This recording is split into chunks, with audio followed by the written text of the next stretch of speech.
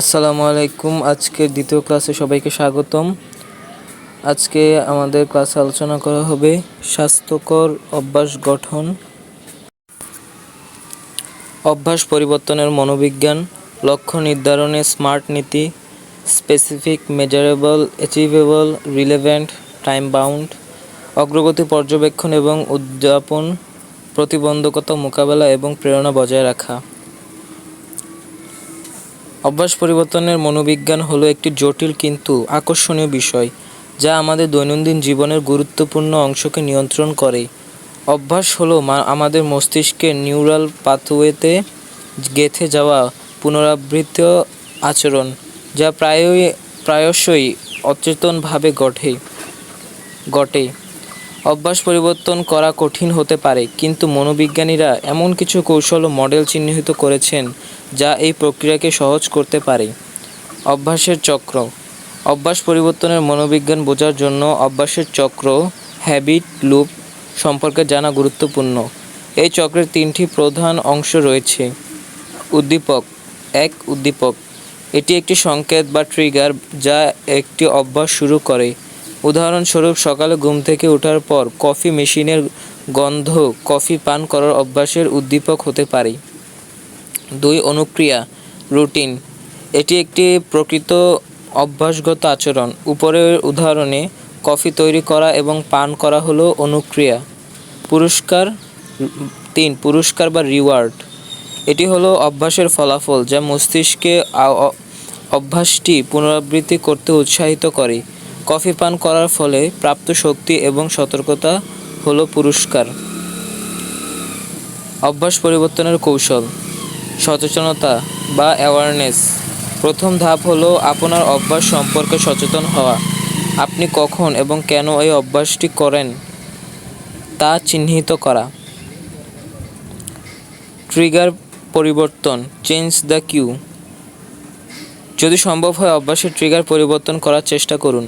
উদাহরণস্বরূপ, যদি আপনি সন্ধ্যায় টিভি দেখার সময় স্ন্যাক্স খাওয়ার অভ্যাস থেকে মুক্তি পেতে চান, তাহলে টিভি দেখার সময় অন্য কোনো কাজে নিজেকে ব্যস্ত রাখতে পারেন। অনুক্রিয়ার প্রতিস্থাপন, রিপ্লেস দ্য রুটিন। অভ্যাসগত আচরণকে একটি নতুন স্বাস্থ্যকর আচরণ দিয়ে প্রতিস্থাপন করুন। উদাহরণস্বরূপ, স্ন্যাক্স খাওয়ার পরিবর্তে আপনি ফল বা শাকসবজি খেতে পারেন। পুরস্কার ব্যবস্থাপনা, রিওয়ার্ড ইয়োরসেলফ। নতুন অভ্যাসটি সফলভাবে সম্পাদনা করার জন্য নিজেকে পুরস্কৃত করুন।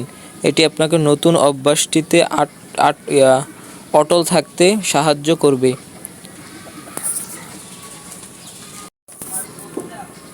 ধৈর্য ধারণ, বি পেশেন্ট। অভ্যাস পরিবর্তন রাতারাতি হয় না। ধৈর্য ধরুন এবং নিজেকে সময় দিন। অভ্যাস পরিবর্তনের মডেল। অভ্যাস পরিবর্তনের বিভিন্ন মডেল রয়েছে। Trans-theoretical model. এই মডেলটি অভ্যাস পরিবর্তনের 5টি ধাপের কথা বলে: প্রাক-চিন্তন, চিন্তন, প্রস্তুতি, কর্ম এবং রক্ষণাবেক্ষণ। স্বাস্থ্য বিশ্বাস মডেল। এই মডেলটি ব্যাখ্যা করে যে কেন মানুষ স্বাস্থ্যকর আচরণ গ্রহণ করে বা করে না। পরিকল্পিত আচরণের তত্ত্ব। এই মডেলটি ব্যাখ্যা করে যে কিভাবে ব্যক্তিগত মনোভাব, সামাজিক নিয়ম এবং উপলব্ধি নিয়ন্ত্রণ আচরণকে প্রভাবিত করে। অভ্যাস পরিবর্তন একটি চ্যালেঞ্জিং কাজ হতে পারে, কিন্তু এটি অসম্ভব নয়। মনোবিজ্ঞানের নীতিগুলো বোঝার মাধ্যমে এবং সঠিক কৌশল প্রয়োগের মাধ্যমে আপনি আপনার অভ্যাস পরিবর্তন করতে এবং স্বাস্থ্যকর ও সুখী জীবনযাপন করতে পারেন।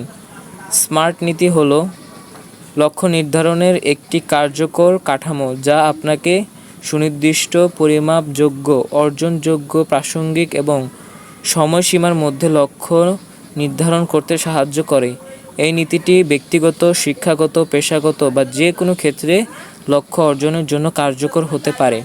স্মার্টের পূর্ণরূপ: স্পেসিফিক, সুনির্দিষ্ট। আপনার লক্ষ্য যত সুনির্দিষ্ট হবে, তত সহজে আপনি এটি অর্জন করতে পারবেন।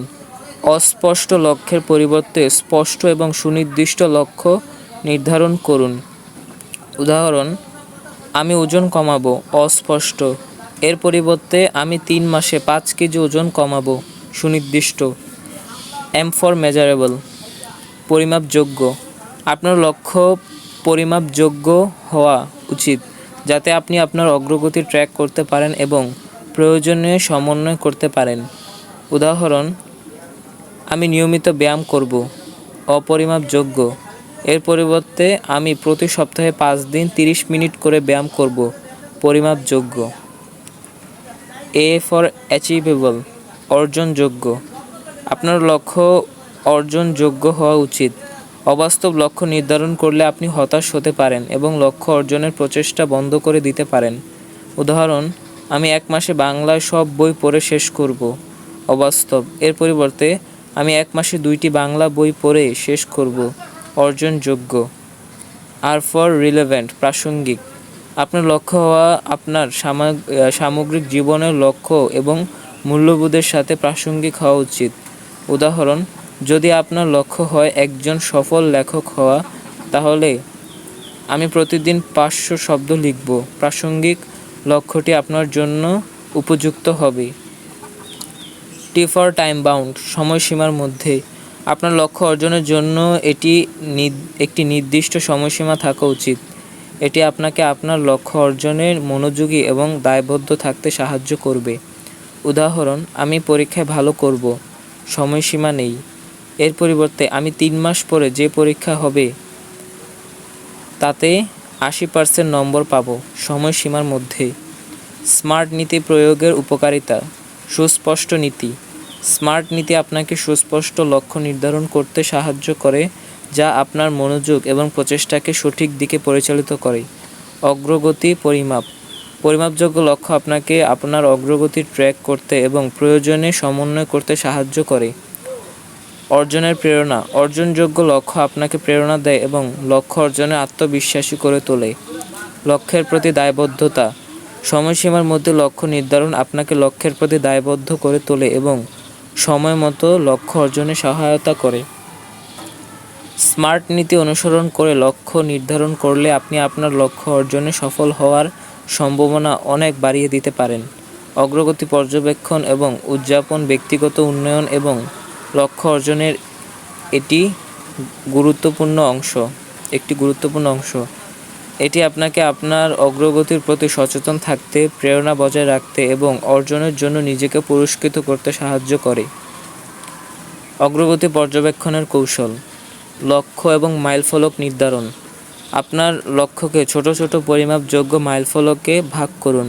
এটি আপনাকে অগ্রগতির দৃশ্যমান চিহ্ন প্রদান করবে এবং আপনাকে অনুপ্রাণিত রাখবে। অগ্রগতি ট্র্যাকিং। একটি জার্নাল, অ্যাপ বা স্প্রেডশিট ব্যবহার করে আপনার অগ্রগতি ট্র্যাক করুন। আপনার অর্জন, চ্যালেঞ্জ এবং শিক্ষাগুলো লিখুন। স্ব-প্রতিফলন। নিয়মিত সময়ে নিজের অগ্রগতির প্রতিফলন করুন।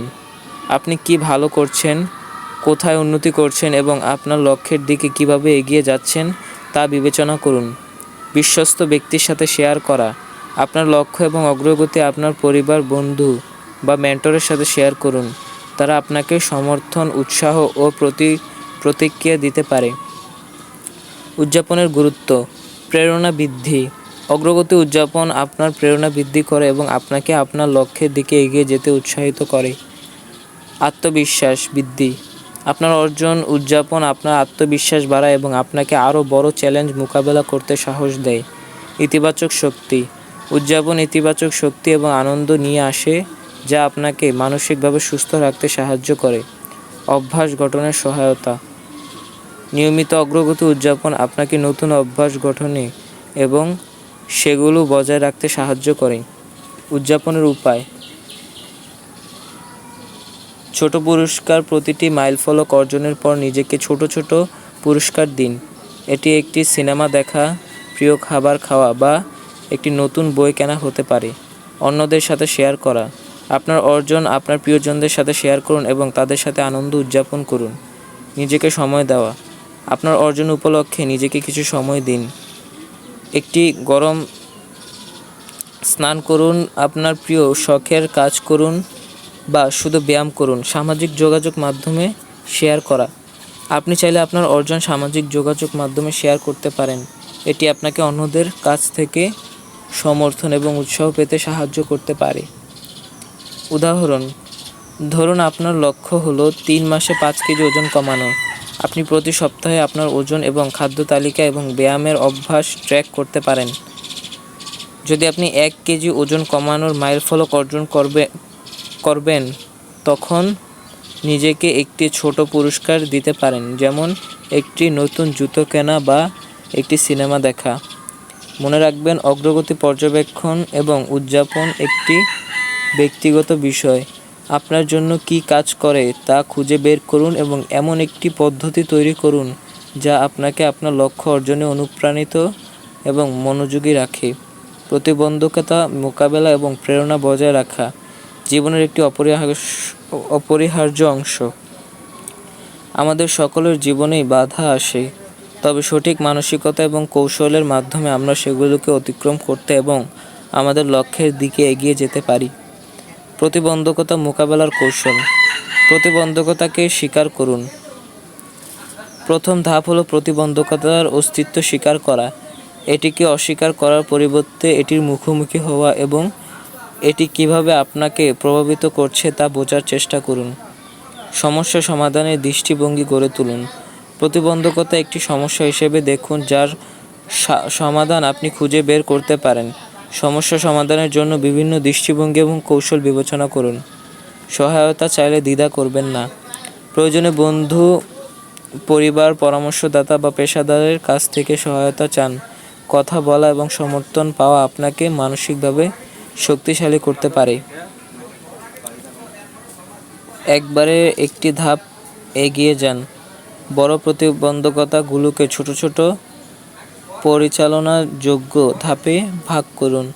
এটি আপনাকে অভিভূত হওয়া থেকে বিরত রাখবে এবং অগ্রগতির অনুভব দেবে। নমনীয় থাকুন। পরিস্থিতি পরিবর্তনের সাথে খাপ খাইয়ে নিয়ে প্রস্তুত থাকুন। আপনার পরিকল্পনাগুলোকে প্রয়োজন অনুসারে সামঞ্জস্য করতে ভয় পাবেন না। নিজের যত্ন নিন।